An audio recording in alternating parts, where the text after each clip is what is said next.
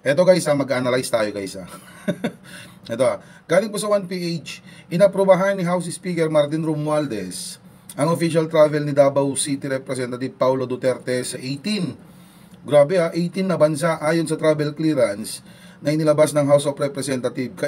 Kabilang sa mga bansang binisita ni Duterte mula March 20, ayan, hanggang May 10, 2025 ay ang Hong Kong, China, Malaysia, Cambodia, South Korea, Japan, Vietnam, Cambodia, United States, Australia, United Kingdom, Netherlands, Germany, France, Belgium, Italy at Singapore.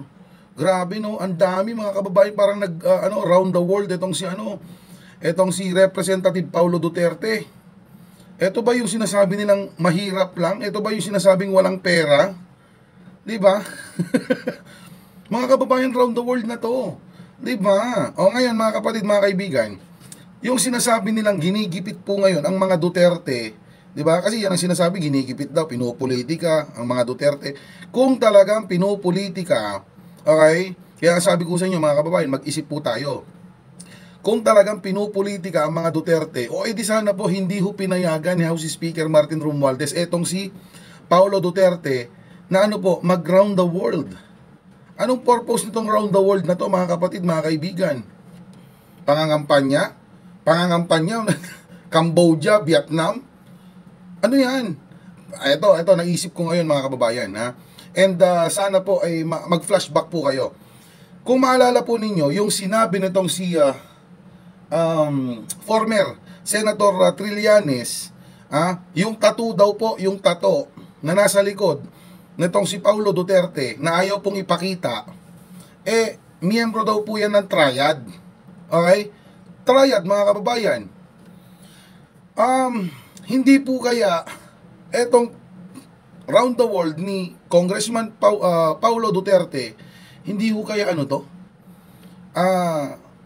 makikipagkita siya, makikipagpulong siya, ganon, sa mga Triad na yan? Tingin nyo po.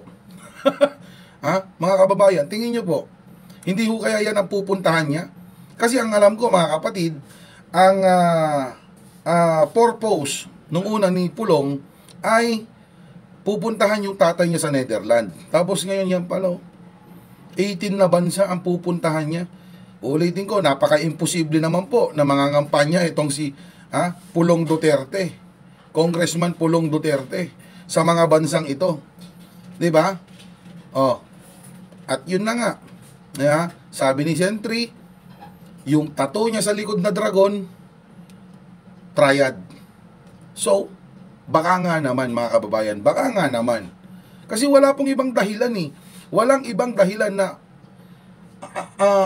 magsasayang ka lang ng pera habang yung tatay mo nandun nakakulong, tapos kailangan nyo ng pera dahil nga po, di ba?